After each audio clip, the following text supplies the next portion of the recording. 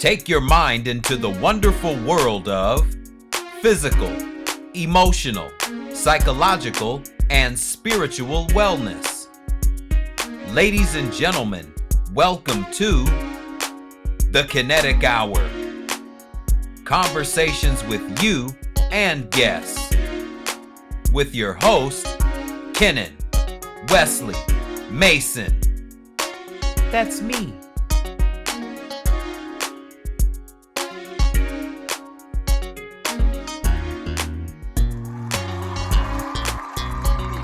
You've been diagnosed with cancer and now you're in a panic. Handbook. Handbook. Why are so many people in a panic when they hear the word cancer? That's kind of by design, right? I mean, they give you the options of chemotherapy and radiation, and there's so much more to healing than that. Yeah. So this book here, my friend is in South Africa with it, and she has it at a healing clinic. And they want the book so it's available to the patients there because it calms them down and gives them an overview, which is amazing. Nice. But yeah, so they want to have some in the lobby so people can just pick it up and read it. God forbid if they have that here. Yeah, exactly. But yeah, so the cancer industry is crazy, right? I mean, it's all money, chemotherapy, radiation. There's all these natural treatments that she's getting over there. People go to Tijuana, they go to South Africa, they go all these healing centers in the world that aren't available here. Yeah. We have a few that are good, but they won't have the same treatments they're not legal here, right? Yeah, that's right. That's But, right. Check that out. We claim here in America in allopathic medicine that we want people to get better. I mean, Kaiser Permanente, their slogan is thrive. But how many patients are truly thriving when the workers are outside striking? No, that's for the CEOs, not for the patients. I mean, come on. Cancer is definitely big business. Right here at the end of the 605 freeway is the City of Hope. And we know that the City of Hope is one of those big conglomerate facilities where basically people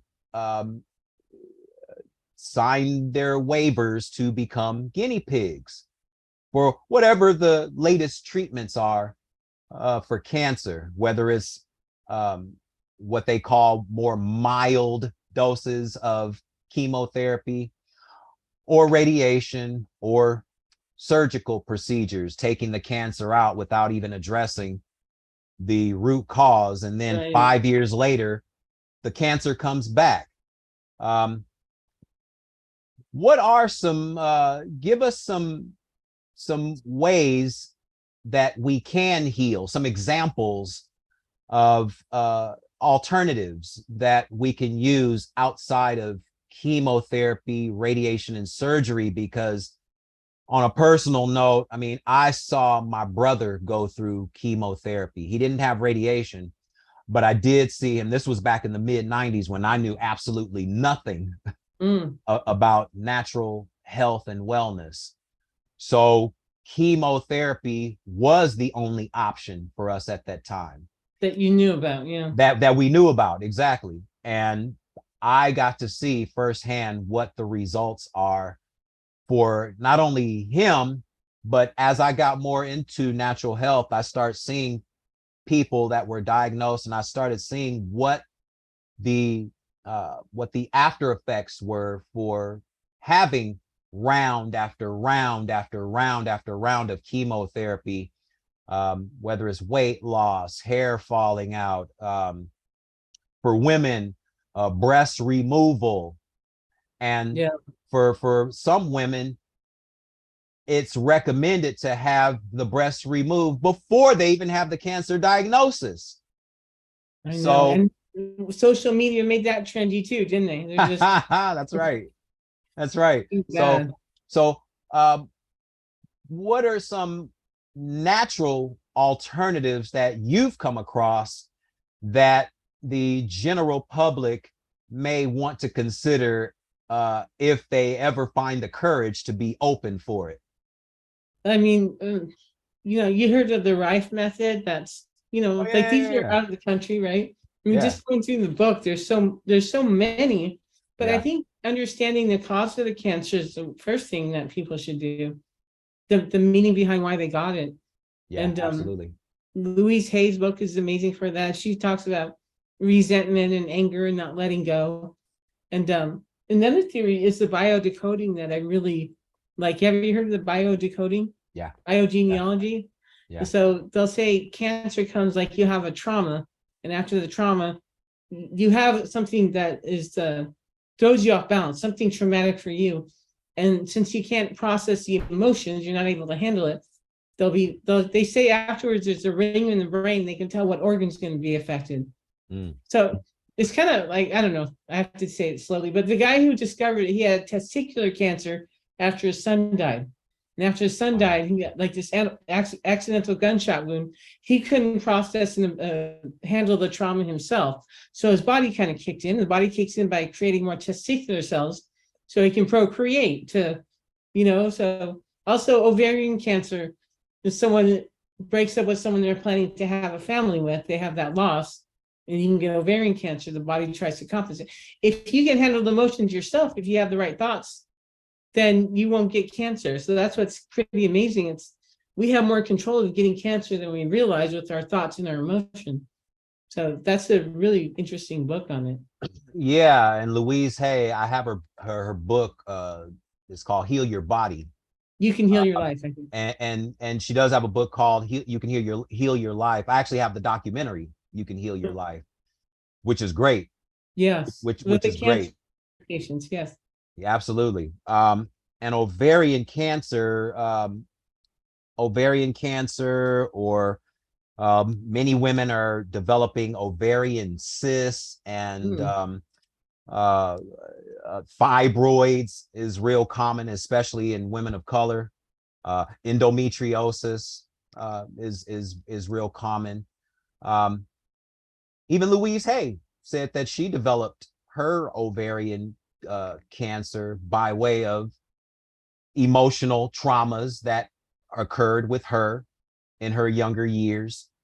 And like you said, the emotional traumas that haven't been addressed, holding on to all that negative energy, Right. and then that energy goes to where whatever body part Well, that's so low on energy.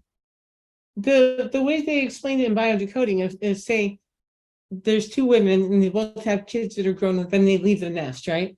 Mm-hmm. One's happy, like, yay, the kids are gone, my time's to myself, she's fine, she's complete, it's a natural process of life. The other one feels like she doesn't have a purpose anymore, right? There's a loss, she doesn't have any use in this life, and she can get ovarian cancer because of that. Like the way she thinks about an event can create it. So Yeah. that's what they're saying. Like there's meaning behind the cancers. It's not like a random, you know. Right. It doesn't So just fall out the sky one day and just chooses you. Like, I'm going to choose you today to give and cancer maybe it to. does with toxins, right? But you're right, it'll hit the weak spot. So Yeah. Yeah. Um, and you're right. It is a matter of how the woman, or even the man too. I mean, more men are developing breast cancer, more men are developing testicular cancer. But for women, since this is Breast Cancer Awareness Month, you do have more women um, that have a negative self-image. They may have low self-esteem. They may have all sorts of different traumatic events to make them feel negative about their womanhood. Um, Past traumas, possibly with their parents, maybe with their fathers, they didn't have a great relationship with. All of these factors. And another thing that I've noticed is that more women are having trouble conceiving today mm. versus 50 years ago, 60 years ago, during our parents' and grandparents' generation, where if you looked at a woman the wrong way, they pop out a baby, you Right. know. But So it makes now, sense. right, but now, I mean, so many women today have to take fertility pills. And we haven't even mentioned the jab. Well, yeah, that too. Yes. That's the definite contributor. Uh, More women because of being jabbed, as you said. Yeah. And it's amazing that we have to use all these code words for because you know that if you say certain words, I've had at least 4 videos taken down from YouTube because of using the V word. Oh, did you? I did just for writing, I think hydroxychloroquine, and it was off. Okay. Like, Um, in 2020. yeah. You know what? And that was a controversial drug as well. Um, but I have noticed a lot of women are not being fertile because of their dilemmas of um, however they're feeling about themselves in their femininity. Um, and again, cancer can definitely, like diabetes, cancer can be healed once we understand that, again, cancer, diabetes, heart disease, all these things, I call them the big 3: cancer, heart disease, and diabetes. Right. Those are the big 3 here in America. The big And Wofford film. that's right. And all 3 can be reversed or healed. No one has to go through radiation and chemotherapy and have your uterus removed. Mm-hmm. I mean, Right. we're talking about the most sacred organs within the feminine anatomy. And the oncologist is telling you as a woman that your uterus is no longer needed. We're just going to take it out. We're just going to Yeah. remove it. And if you, in my first book, remember there was Susan Moss who the doctor was screaming at her to get surgery, and she's like, That's right. She had breast cancer and not ovarian, but another one down there. Yeah. Yeah. I mean, so many men and women fall victim, unfortunately, to to the standard, the standard. Yeah. When there's so many remedies. Matter of fact, there's a doctor, you may have heard of him. I think his name is Dr. Simoncini. He's from Italy. I think he was healing people from cancer with baking soda, if you could believe it, or what they call sodium bicarbonate. Nice. Um, because again, we're talking about the body being more alkaline versus being acidic.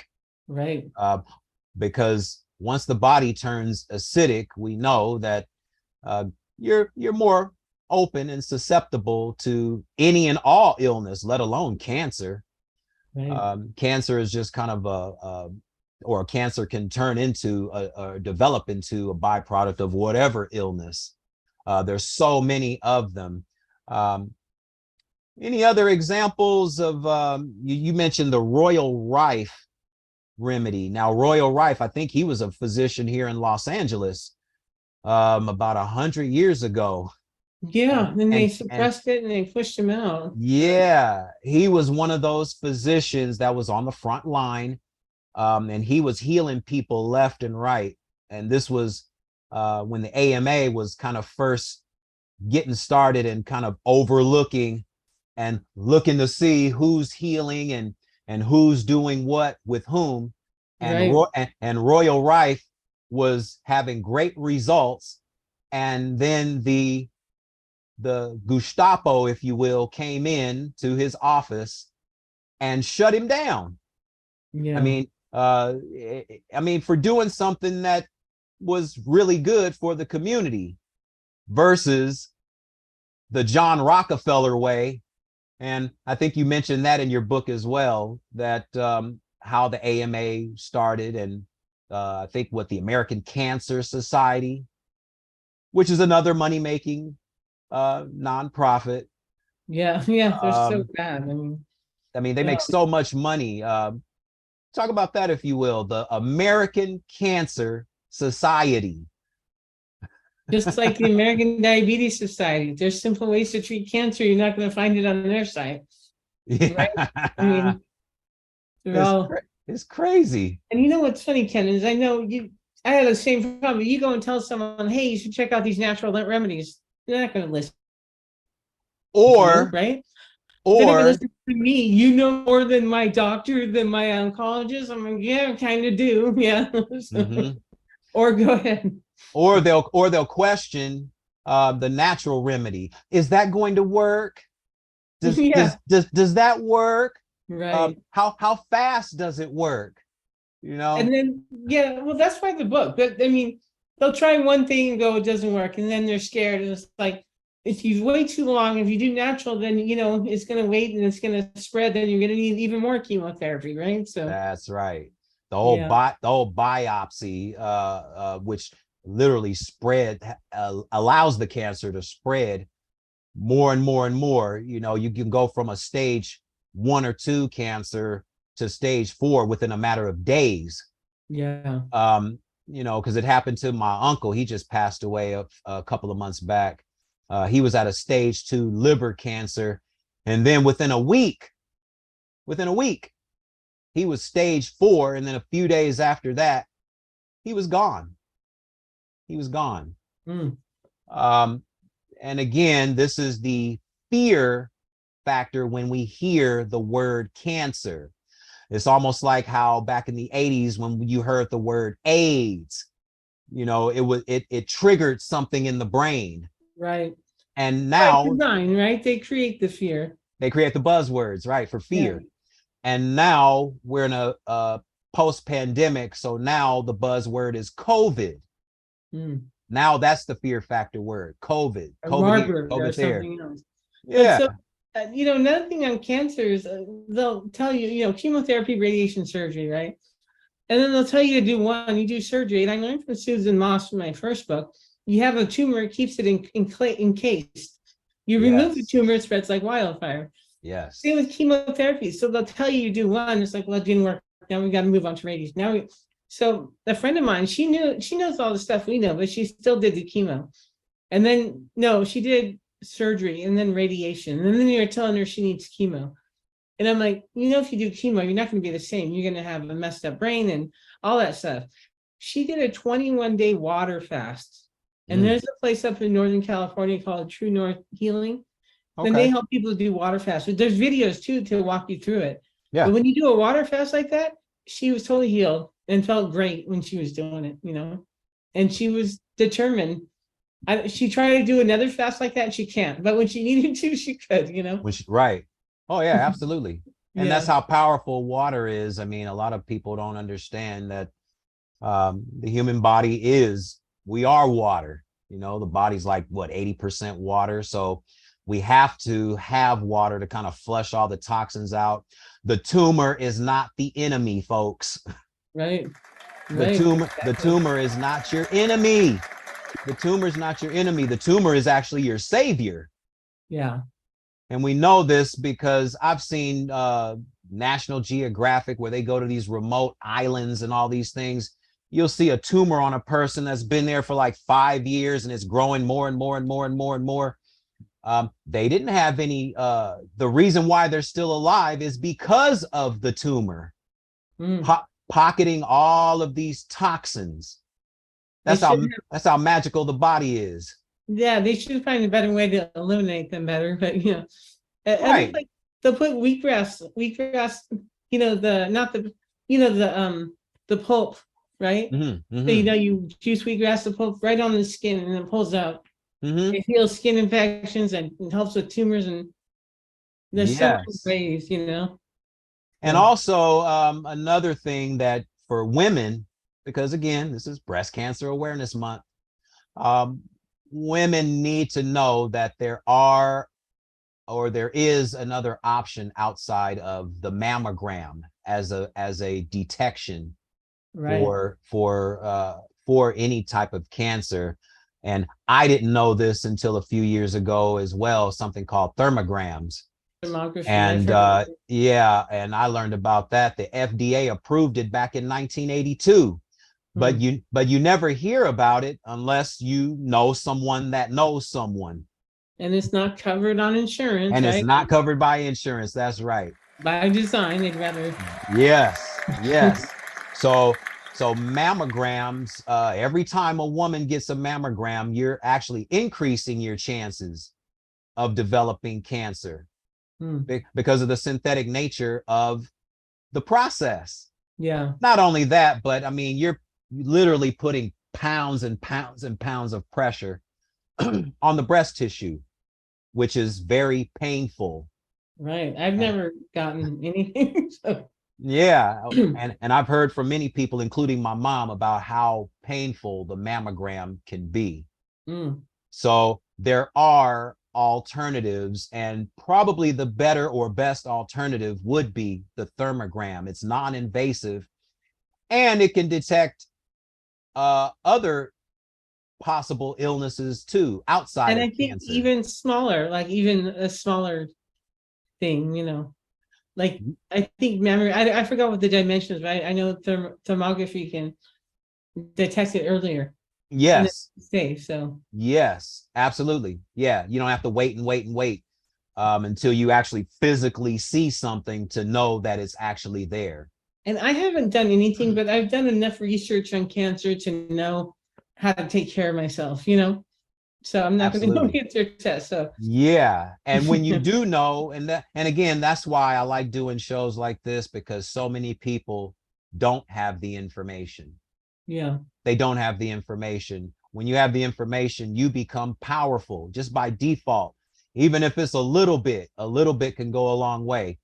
And mm, for anyone that watches this broadcast, I mean, yeah, there are alternatives to heal yourself of cancer, even at a stage 4 level, because there are people that have healed themselves of multiple types of cancer. It really doesn't matter what kind of cancer you have, or no matter where it shows up, whether it's testicular, ovarian cancer, liver cancer, stomach cancer. It really doesn't matter.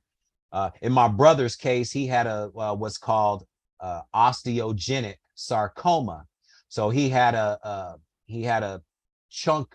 They had to carve out a chunk of his shin bone, and he still has that large piece of bone missing, oh gosh. where they literally had to carve out the cancer out of the bone marrow. So And he has to walk with a limp now, so or he's walking with a permanent limp hmm, because of that. Again, we're talking 1995, 96, hmm. when again, I didn't know, my mom didn't know Hmm. about any alternatives, especially back in the 90s. I mean, I graduated in 98. I guarantee I didn't know. yeah, we didn't know. I mean, Yeah. I didn't learn about any real cancer treatments until much later in the early 2000s when I started going into massage therapy. But there are ways, there's actually multiple ways. The Royal Rife treatment, that's one way, because cancer is a frequency, and Right. different cancers have different frequencies depending on what part of the body we're talking about. So Mhm. it has to be treated on whatever level according to that frequency, if you will. The stuff I have in here: insulin potentiation therapy, metabolic therapy, oxygen and ozone treatment, Mm, enzymatic therapy, poly MVA, Rife machine, Gerson therapy, herbs and yeah. spices, essential oils, Essential cannabis. oils, yeah. Cannabis, yeah. Let's talk Wa- about that. Yes. Wait, Let's talk water about that. fasting and chlorine dioxide. Water fasting, yeah, water fasting. Water fasting is good. I will say that if anyone's gonna do a water fast, just monitor yourself. Uh, Yeah, watch you got to prepare for it. yeah, absolutely. Because a water fast can be difficult for most people, for a number of reasons that I won't get into for the sake of time. But yeah, any type of fasting is good, whether it's a water fast or even a juice fast. Right. Would definitely do the body some good. It'll give the body a chance to really kind of pull in some energy sources, because that's all we're talking about. If the body's low on energy, yeah, you're wide open for illness, Right. wide open. You mentioned the Gerson treatment. Charlotte Gerson has worked wonders for a lot of people, so much that she couldn't even have her center here. It's in Mexico. Right. Netherlands got booted out of the country. Right. She got booted out. So you have to go to Mexico if you want her treatments. I think they have something in Arizona. Maybe it's not the full thing, but they do have something. Okay. Arizona. And there are a lot of treatments for cancer. So definitely check those out. I'm going to segue. I'm going to switch gears before we wrap up here. I'm just going to play something here, and then you can kind of talk about this. Because I was looking a couple of years back, and I saw that you are quite the stand-up the stand-up comedian. And oh gosh, I've been looking at, I think this is from just recently. This is from last night. Yes. And so I saw this, I was watching one of your clips from a couple of weeks ago. And then I saw this one, this morning. So I was like, let me put this one up here. How did you get into comedy, or what led you to go into comedy? And just describe, because I saw your stand-up, and it is kind of funny how you blend in comedy with the health industry, similar to what George Carlin did with his comedy in politics. How did you get into that? I definitely don't do it as truther as you'd want to. I put the humor first. Right. But no, it kind of was called out to me. I was like, I mean, people always told me I've always had a weird perspective, quirky. And so there's just a time, and it was maybe, I think it was 18, maybe a couple years before the pandemic, that I just started taking classes. Yeah. And it was just good. You meet other people in it, and there's kind of like almost like you have a funny thought. How do you put it into a comedy thing? And it's rewarding. It's like a rush, especially when you're talking cancer. It's like so much more lighthearted, Yeah. And it resonates. Obviously, it was resonating with people. As opposed to, matter of fact, I saw a couple of your clips. I saw one from about 4 years ago that you did. And then I saw another one you did 4 years later, where you were kind of saying some of the jokes, and you had a much more of a reception. And I think because of what's happening now with health and post-pandemic, I think even more people will be more resonant towards what your comedy presentation is, because it's so in your face now with all the commercials, with all the stuff that you see. I mean, you see people striking, whether it's Kaiser being the big conglomerate that it is, or you see a local hospital like a St. Mary's or St. Lucy's right here in Linwood. So are you doing this on a regular basis, or is this something that's kind of just kind of here and there? I was doing a show like every month when the pandemic started. Okay. And it kind of was flappers. And now, so they started a class here in Long Beach. And so I did it a few times. I didn't do it because they invited me to be part of their final show, which is nice because it's my friend's theater is the acting studio, my acting studio in Long Beach. And it fills up because students, when they're done, they invite their family. So it's like sold out, 50-person show, 50 audience members. So it makes it fun. Yeah. Because you go to the open mic, sometimes everybody's talking, you have two people listening to you. So it's really fun when you have an audience listening and wanting jokes, And now is this in downtown Long Beach? This is over off Carson by the school, Carson and Lakewood. Oh, by Long Beach City College. Okay. Yeah, there's a little quaint little area right there. Got it. I think I know exactly where you're talking about. Yeah. Oh, okay. Yeah. Yeah. So my friend Charles, actually, he owns my acting studio. Okay. There. He does acting classes and improv and all kinds of stuff. So that's how I met him. But the comedy's been a fun outlet for me, to get out there. And I can see, it's like you said, it's like the rush to get that spontaneous response, yeah, it's a rush. to something that, you're saying that's kind of like it is funny when you think about it, all the craziness that is the healthcare industry. Right. As we wrap up here, I saw that you have an event that's coming up. Is it this upcoming weekend, or is Yeah, it? it's Saturday in Tennessee, the Truth Tour. Yeah, talk about that. Uh, so I actually connected with them because they were doing tours in California.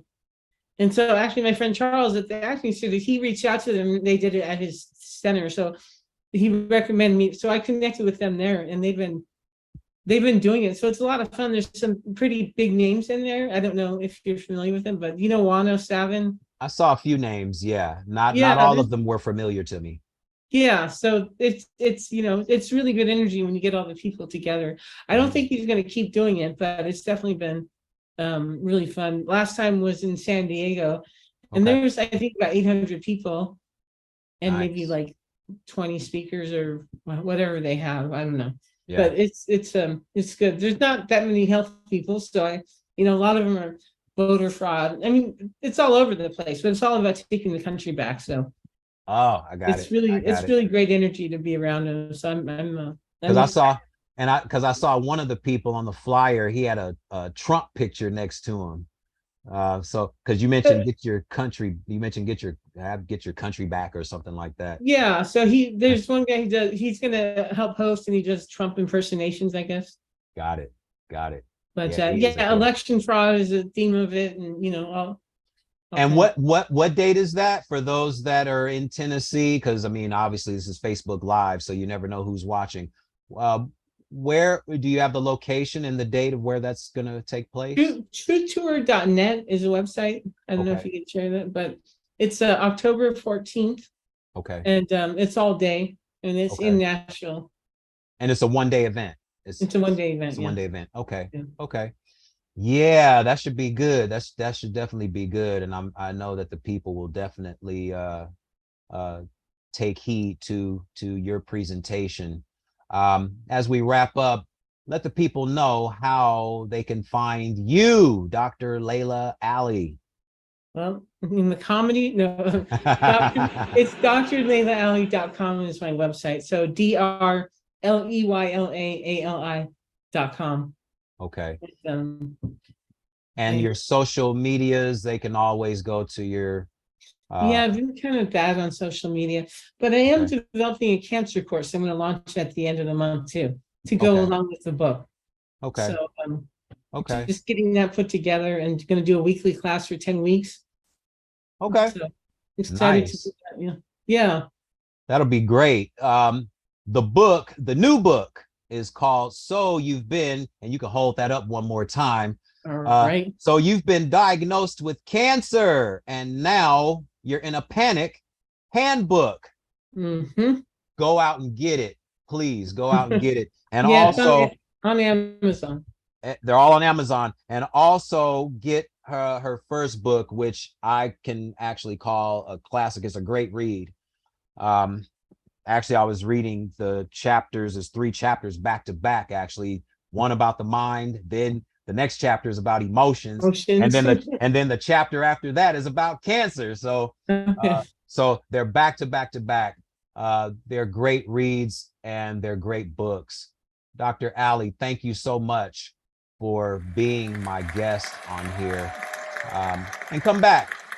Definitely. I will. Thank you, Ken. I'm glad you're speaking out, and it's so great to reconnect with you after a while. So yeah, it's been a while since we talked, and we've always been on the same page with a lot of this stuff, whether it's health. I think we tiptoed into the conversations, and we're like, yes. That's right. Yeah. So we've had a great connection since. Actually went to one of your mixers a few years back in Long Beach, which was pretty cool. Got to tell some of the people about what I was doing at that time, which wasn't too much, but it was still fun. Yeah. I got a whole lot now. Yeah, I got a whole lot to give now. You're doing this? What else are you doing? This every week, right? Well, I try to do it at least once a week or once every couple of weeks. Sometimes I'll get on by myself and just start talking, whether Good, it's about good. health or whatever comes to mind. Yeah. You know, and then I'll come on here and talk about it. So the kinetic hour. But yeah, so thank you for just being that person that's continuing to be on the front line and showing people that there are alternatives. You don't have to fear your illness. Right. You don't have to fear your illness. I mean, illness is just an indicator that we're doing something wrong, and Right. it needs to be corrected. You Yes. know, so for those that want more information on that, drleylaalli.com, and go get both of those books. So again, thank you so much to everybody that's watching and listening. Again, go to the Kinetic Hour. That's KENNETIC. And once again, Kinetic Fit and Wellness Info. And I will have this up on my YouTube channel, and I will pass this along to you too, so you can put it up on your respective website as well. So again, Awesome. Thank you to everyone listening and watching. Until next time.